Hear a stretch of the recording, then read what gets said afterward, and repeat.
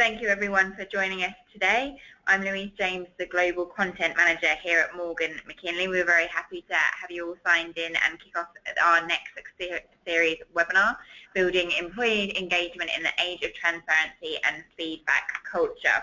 If you'd like to join in the conversation, you can join us on Twitter using the hashtag #SuccessSeries. You can also follow any of the content and ask any of the questions around our webinar using that hashtag. So that's hashtag #SuccessSeries.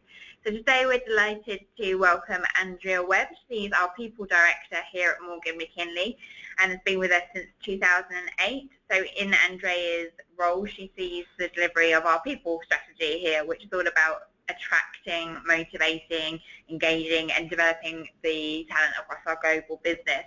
And as Andrea's passion is people, there's not really a better place to work than Morgan McKinley, because obviously we're all about people. We're also pleased to have Ravi Edwards join us from Glassdoor. He's the UK Client Relationship Manager for Glassdoor.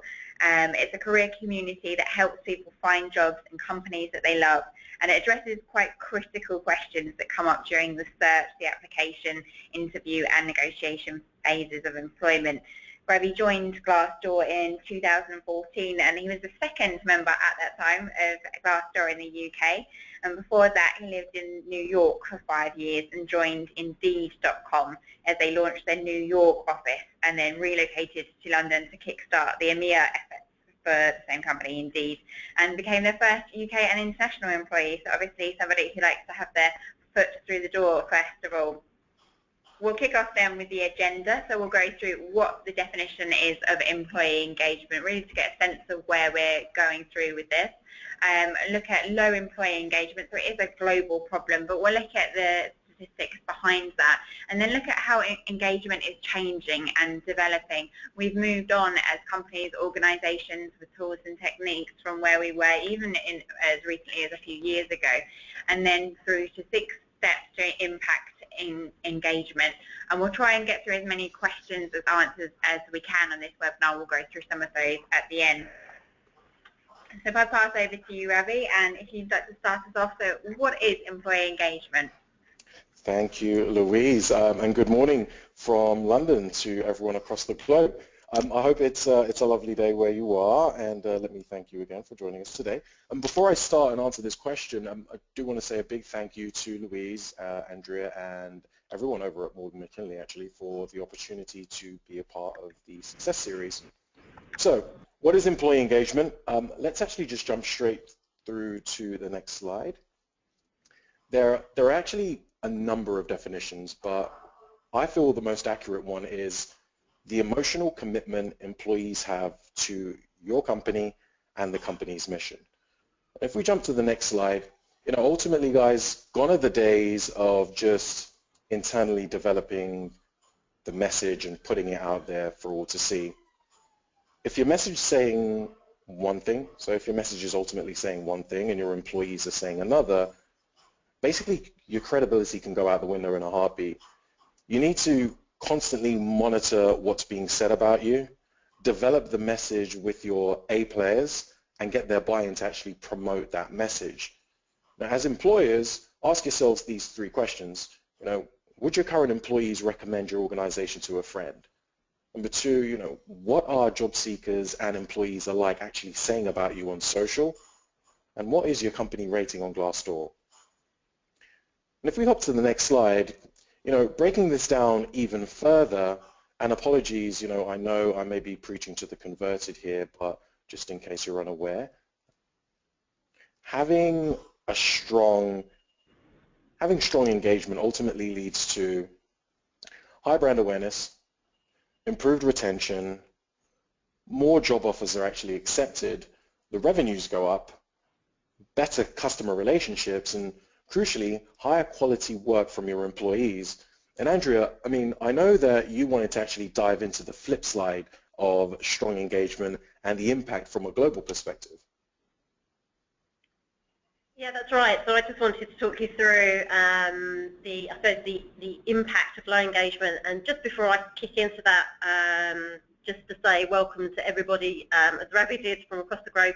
Thank you for joining us, and again, just delighted to be working with Glassdoor and with Ravi on this success series today. So, yeah, around the whole area of low engagement, and it is absolutely a global problem. I think whilst companies and leaders worldwide now recognise the advantages of engaging employees, the real challenge for everyone is knowing what to do with the low levels of engagement that currently persist globally. Now, Gallup have been measuring employee engagement since 2000, and their latest global engagement survey of more than 140 countries shows that only 13% of employees worldwide are engaged in their jobs. And the bulk of employees, that's some 63%, are not engaged, meaning they lack motivation and they are less likely to invest discretionary effort in organisational goals or outcomes, which is quite worrying. And a further 24% are actively disengaged, indicating they are unhappy and unproductive at work and liable to spread negativity to colleagues. Now, Gallup survey findings, which you can see there, have also been backed up by two other leading consultancies, with both Tower Watson and most recently Aon concluding similar.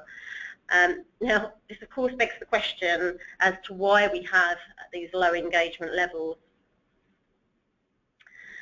I think the reasons for low engagement and high turnover are varied and complex, and unfortunately I can't get all of them today, but I guess in summary, I think many companies are going through a significant period of change at the moment, and leadership is struggling to catch up with those changes and a challenge around re-engaging people with those changes.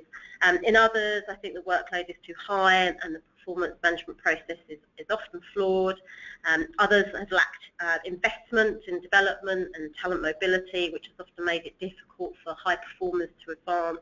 And some have non-inclusive cultures, perhaps as a result of history, and therefore struggle to attract and to retain today's more diverse workforce. And I think others just have old-fashioned working conditions that just simply make work difficult. Now, if we look at the Glassdoor data, which is very interesting, and this shows us that average company ratings on Glassdoor are around 3.1 out of 5. And the distribution of these company ratings is a bit like a bell curve. So some companies are doing very well, and we probably don't have to think that hard to come up with some examples of who those companies might be. Those with great employment brands, organisations such as Glassdoor and Google would be great examples. But many organisations are doing quite poorly, and the data shows no real easy to spot patterns. The highly engaged organisations come in all shapes and all sizes, all industries and all ages. So I suppose that makes us ask the question as to why there's such a wide variation in employee engagement. And I think honestly that building a highly engaged workforce is just very difficult. There was an article that I came across, a Deloitte University Press article called Simply Irresistible, which I'd urge you all to look for. And this article describes that there are 20 distinct factors that contribute to employee engagement. These range from the quality of the job, to the quality of management, career progression and opportunity, having a learning culture, through to the level of recognition. So these highly engaged companies are doing a lot of things, in fact 20 things right. And I think the problem is getting harder. Today's employees are more empowered, more mobile and more demanding than ever. Now I work within the recruitment industry here at Morgan McKinley, and we would describe the current market as being candidate driven, which means that candidates are now in charge. And as the job market has heated up and new technologies have exploded, power has very much shifted from the employer to the employee. And websites like Glassdoor not only increase transparency about a company's workforce, they make it far easier for people to learn about new job opportunities and gain intelligence about other company cultures. And to complicate things further, organisations are often challenged to understand their engagement levels. Engagement is changing.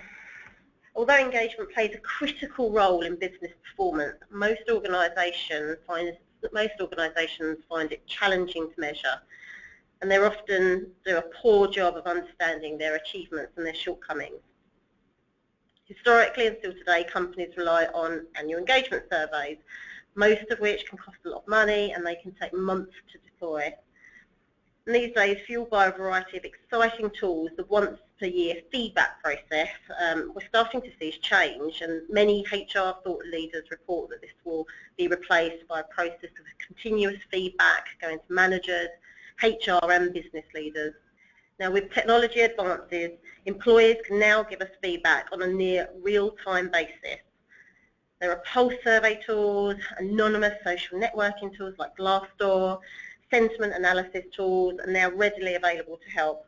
And these tools will rapidly supplement and in some instances replace entirely the engagement survey on an annual basis. Furthermore, people now expect transparency and open feedback, and we now live and work in a world in which almost everything is transparent. So we have our employment brands and our working practices publicly available for everybody to see on social media. And at the moment, everyone rates everything from taxis to hotels to restaurants, and now, interestingly, employees want to rate their managers. Now, more than 80% of millennials, for example, expect to be able to give their bosses performance feedback. How we view employees is changing too. We should treat our employees as our best customers. And I think, like our customers, we have to think about the fact that they could go elsewhere. And I particularly like this quote here. It's on the slide from Richard Branson, who of course is celebrated for running incredibly successful companies, which are all built around having a happy workforce. And of course the quote reads, "Your employees are your company's real competitive advantage. They're the ones making the magic happen, so as long as their needs are met." So with these challenges aside, I believe we can all proactively improve engagement, and we've come up with some steps to create higher engagement, and I'm going to hand over to Ravi, who's going to talk you through them. Absolutely. Thanks, Andrea. Listen, I 100% echo Andrea there. You know, those are certainly sentiments that we hear from clients and prospects alike every day at Glassdoor, and absolutely love the quote from Mr. Branson there. So let's look at 6 steps to help you create higher engagement. Now, step number 1, share the vision. Define and align. Now, having a clearly defined mission and vision is critical to ensuring that your company's aligned toward the same goal. And if we hop to the next slide, you know, I actually want to share some recommendations, we can just go through these, based on feedback that we garnered from a Glassdoor user survey back in October 2014. So when updating your brand, think about the information that a candidate's actually looking for when they decide whether or not to come and work with you. You know, the first and foremost, they want to know, well, what makes your company attractive? They want to know about compensation benefits packages, the company's mission and the values, and also the magnitude of the company, you know, and where are you actually located. Now, remember to be transparent, because it only actually sets you up for success down the road. And Andrea, I know you'd actually commented, you had a comment to share on how this actually impacts millennials in particular, right? Yeah, that's right, Ravi. I touched on millennials a little bit earlier, and they're the generation that are born between 1980 and 2000 who have now entered the workforce in vast numbers, and who will shape the world of work for years to come. So there's lots already. I'm sure many of you have already read in the press around millennials, and they matter because not only are they different to those that have gone before, but they will form 50% of our global workforce by 2020, which is quite a startling statistic. Now, millennials are attracted to employer brands that they admire as consumers. So many are looking for employers with corporate social responsibility values that match their own, and many would consider leaving an employer whose values no longer met their expectations. So as you touched on there, Ravi, things like mission, vision and values are really important to this particular group of the workforce. Absolutely. And that's an amazing statistic, you know, making up 50% of the workforce in the not too distant future. It's like 4 or 5 years. It's fast approaching. So, listen, if we're continuing on the topic of sharing the vision, just quickly go to the next slide. What we've actually heard from some clients and actually seen at our own company is company-wide huddles are a great way to motivate employees and ensure that everyone's on the same page regarding the company vision. Huddles, all hands, town halls, whatever you want to call them, are also a great opportunity to demonstrate organizational transparency and authenticity top to bottom. At Glassdoor, our CEO, Robert Homan, actually has a Q&A at our huddles where anonymous questions can actually be sent in using a tool called Waggle, and employees can actually vote up or vote down questions or even actually ask them in a live setting. Our executive team also shares company success metrics, how we're actually performing against those targets, and crucially, the roadmap to getting there. So if we go on to step 2, solicit feedback, engage your people. New hires are ideal to target, right? Because they're fresh to the organization and they bring enthusiasm and, crucially, a fresh set of eyes. Invitations to new hires should be extended during the onboarding process. Now, here at Glassdoor, for example, what we do is we ask new hires to leave reviews of their actual hiring experience during their first day of training. And after 90 days, new hires are actually asked and invited to follow up and reflect upon their first 3 months on the job. Additionally, a calendar reminder to invite new hires to visit Glassdoor and leave an interview experience 2 or 3 days from their start date is a very, very good idea. Managers are also a key resource to help encourage team members to leave reviews. Now, for example, if the engineering department within your company is looking to fill a QA engineering position, for instance, the head of engineering should actually be reaching out to all those currently in that QA engineering role to invite them to leave reviews on Glassdoor. Now, potential applicants, they'll then have up-to-date explanations of what their job would actually entail. And C-level staff members can offer a broader point of view as leaders of the company. CEOs and top-level staff have a very unique perspective about the organization and the overall vision. And Andrew, I know as people director at Morgan McKinley, what experiences have you and your team from a global perspective actually had with candidates who are in the process leveraging Glassdoor, even using the anonymous feedback as a business from your employees internally to action change? Yeah, we've had loads, Ravi.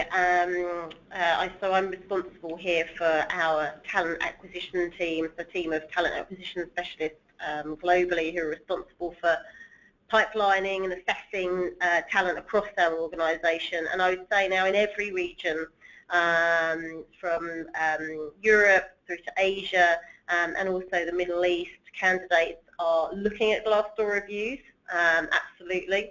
And that is coming out in dialogue at the interview process. So they're looking at reviews to get the real insider view in terms of what it's like working at Morgan McKinley. I think we're finding they're doing it at various stages. So some will have done it before their first interview, as part of their just general research about the business, and some people are doing it, further down the process.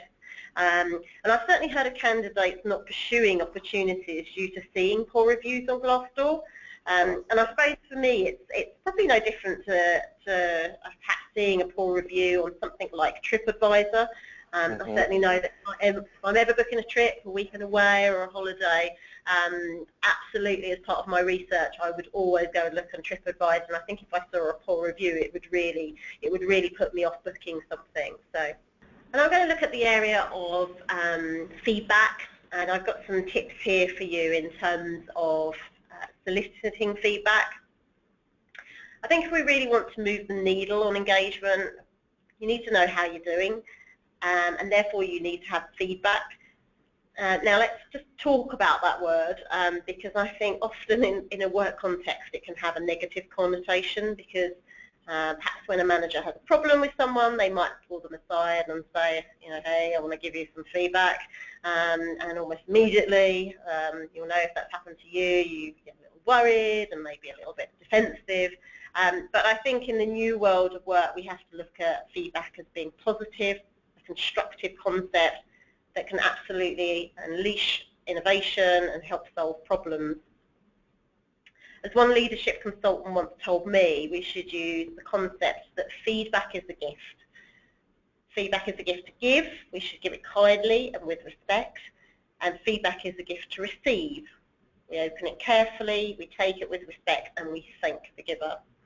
And I think if we think about feedback in this way, we can open the floodgates to constructive suggestions and find a myriad of ways to help run our operations better.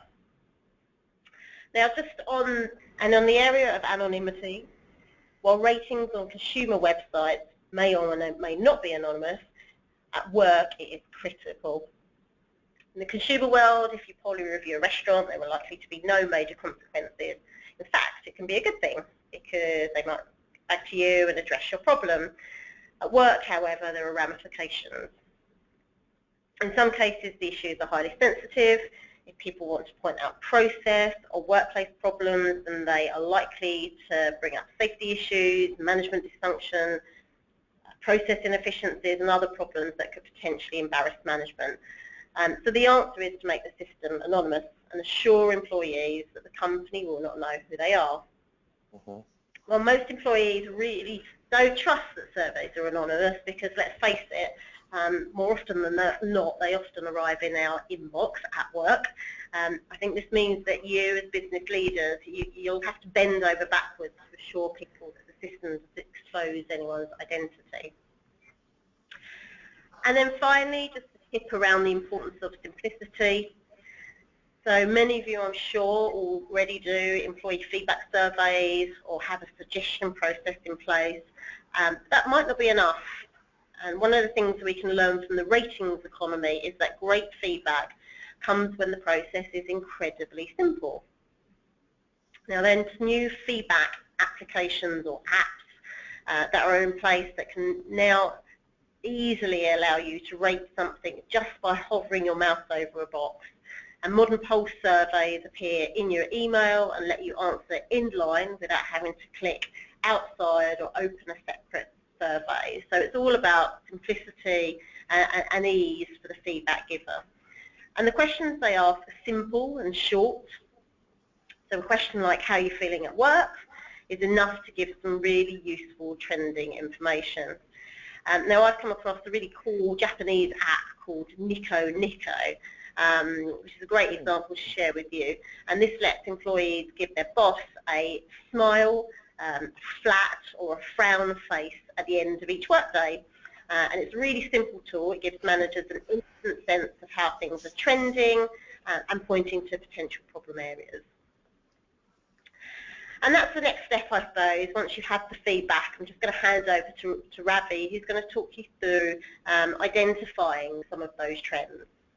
Absolutely, thanks, Andrea. To your point, it's great to get the feedback, but step 3 here, listen to employees and identify key trends based on employee feedback. I think it's really obvious and speaks for itself, but often employers actually falter here. As you analyze reviews, note employees' likes and dislikes. Weave the positives into job descriptions so that potential hires and new hires know what each position actually entails. By being transparent about the pros and cons, employees can actually be set up for success for the long run. If we just hop to the next slide here, another stat taken from the Glassdoor user survey back in October 2014 showed that 96% of job seekers say that it's important to work for a company that actually embraces transparency. And listen, if you don't have time to actually read all the reviews, and granted some companies have a plethora of reviews, Glassdoor actually has a really quick assessment tool. For example, Glassdoor Insights actually lets you review top-level sentiments and identify key themes in your Glassdoor reviews. So this word cloud, for example, is a report our clients absolutely love. It's a great visual to actually highlight what your employees feel that you need to improve on, in addition to where they feel that you're particularly strong. Now, I've had clients in the past who use this to actually help them communicate up the chain. So when there's a perception of the employer brand, particularly at senior management level, that is quite far removed from the reality on the shop floor. And if we move on to step 4 here, respond to reviews and feedback, analyze and action the results. So once you have substantial feedback from employees, it becomes critical for an employer to actually analyze the content and identify common themes, noting areas for improvement. So action the themes that can make a significant change. Now, if you can do 3 this year perhaps, maybe 2 of them are quick wins and another one's a little bit longer term. Another idea is actually potentially looking at focus groups. And Andrew, I know you actually had something to add here in terms of potentially looking at focus groups and actually analyzing the results. Yeah, that's right. At Morgan McKinley, we've been working with Glassdoor now for a number of years, and as a result, we get daily updates about the reviews that have been posted to Glassdoor about people's interview experience and also their employment experience of working with us. So this feedback at Morgan McKinley, I ensure goes to the very highest level in our organisation, and our board wants to understand the feedback, and we're proactively working together in terms of how best to respond and potentially act, of course, on based on that feedback. Now, we're very fortunate enough to have a very positive rating on Glassdoor. Of course, we're not perfect. There are always things that we can be doing better here, and I will often post online a response to reviews. And as you can see here, the slide says a Glassdoor survey tells us that 69% say their perception of the company improves after seeing an employer respond to a review. And for me, that's a really key point. Whilst I think that nobody would disagree with the fact that you should act on employee feedback, I think it's important to be seen to be acting too. So make sure your teams, your employees know what changes you're implementing as a result of taking on board some of their feedback. Absolutely. No, I totally echo that, Andrew. One thing I love about this response that you had on there is the fact that you've got your email address, for that person to actually contact you, and it's not just the response to the individual, but it's also the response to the wider community and all those other folks who are, either prepping for an interview or they've been, they're deep into the interview process, into the recruitment cycle, and they want to understand, well, is the picture that the hiring manager is actually painting or the recruiter painting during the interview process, is that actually accurate? So love that response. Thank you for sharing that. And in terms of actually responding to feedback, there are 3 steps that we feel can make your company stronger. Number 1, embrace transparency. We've been kind of like driving home this message for the whole webinar, to be honest with you. The days of one-way conversations are absolutely over. The more transparent you are as an organization, the healthier your culture will be. Number 2 here, share what makes you unique. Don't be shy to post photos, videos, and company updates. I will give the Morgan McKinley page a massive plug here. It's a great page. Love the fact that you guys share video content and photos of your team, not just doing things from a team bonding perspective, but also what you do from a CSR perspective. And it speaks to your culture and what it's truly like to be a part of Morgan McKinley in the various locations as well worldwide, which is awesome. And number 3 here, get executive support. Summarize activity on Glassdoor to your executive team and point out the trends, the good ones and the bad ones, right? And if we jump onto the next slide, step number 5, invest in your employees, boost productivity. Employers are starting to realize the ROI behind engaged employees. According to the Workplace Research Foundation, highly engaged employees are actually 38% more likely to have above average productivity. And this engagement tends to have a ripple effect. Andrea, tell us some of the ways that companies can actually invest in their people. Well, I think as I referenced earlier, I think when we were talking about the whole area of feedback, it's really important to consider feedback as a gift, and I think there are probably multiple ways leaders can provide opportunities for feedback. So we have the more formal surveys, suggestion boxes, the performance review process, and of course there's the exit process, but hopefully we would have got their feedback before that point, through to ongoing dialogue that you'll be having with your team members that happens on a daily basis. So I think as leaders we should be actively encouraging feedback and treating it in the appropriate way. At Morgan McKinley we also actively encourage people to write reviews on Glassdoor, and this serves two purposes. We hope to get some great reviews to showcase ourselves, of course, as an employer, and also we use it as an ongoing means of understanding how we're doing. As I mentioned earlier, it's something that we regularly review, and we're feeding up the chain. So, and then I think secondly, ask people what they want from their careers, and this means having open discussions around their ambitions, and work together on ways to help them realise their ambitions. You don't have to wait until the annual review to do this. And then thirdly, the investment in training and development. I would say that L&D budgets have become squeezed over the years, but most organisations recognise the need to invest in people development. And this doesn't have to be the big training program. I think we should consider potentially free ways to help support our teams. So aside from the coaching and mentoring you might provide, perhaps you could help identify other mentors internally or externally that can support your team members' development, or encourage them to participate more actively in professional networks. And conversations like this and actions like this will really demonstrate you are committed to development. Investing in people will absolutely help improve engagement, and highly engaged employees will, of course, in turn become your brand ambassadors, which, Ravi, you're just going to touch on as we start to wrap up our session today. Absolutely. Step 6, the final one here, is create brand ambassadors, as Andrea just mentioned. Listen, begin to recruit with your people. I'm sure most of you on the line already know that current and former employees influence whether or not candidates will be interested in your company. So a solid employee engagement plan can actually turn your current employees into brand ambassadors, and that will amplify your recruiting efforts. Another perk of employee engagement is that happier, more content employees do better work and increase productivity, which contributes to your overall employer brand strategy.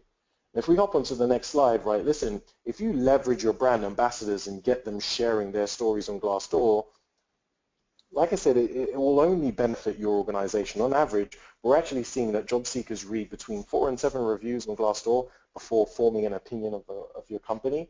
So they're looking for a narrative in those reviews. So, having one bad review, in every company has bad reviews. No company's perfect. Andrea mentioned that earlier. Morgan McKinley have an amazing rating. Glassdoor has an amazing rating on Glassdoor. But again, you can always find some not so flattering reviews, and it's only natural. Every company has bad points, and it's the only way that you're actually going to improve is by seeing and listening to them, actioning them, as we mentioned earlier. So, as Andrea mentioned earlier, it's a candidate-driven market. Some stats here for you.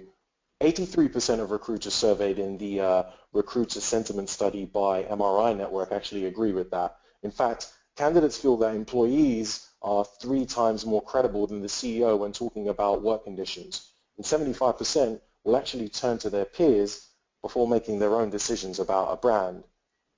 And if we hop onto the final slide before we open it up for Q&A, just to summarize, what we want you to actually do is just reap the benefits, right? So number 1 here, engage employees so that they can reaffirm positive attributes while expressing thoughtful concerns.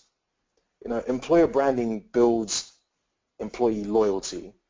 And recent reviews actually improves search relevancy and ensures that your company page remains at the top of search results from an SEO perspective. thoughtful interview experiences actually motivates candidates to apply and come in much more prepared for an interview.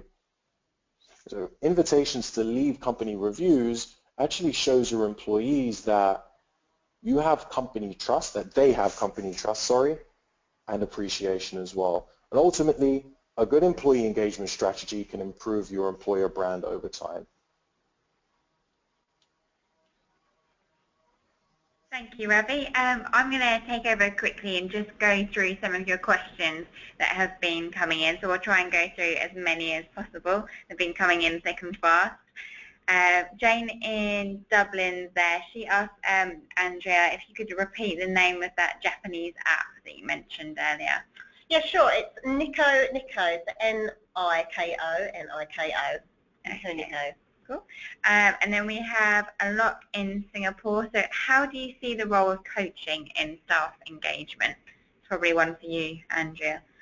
I think it probably goes back to the area around investing in your employees, which was one of the top tips that we talked about. And for me, coaching is really about helping people realise their full potential.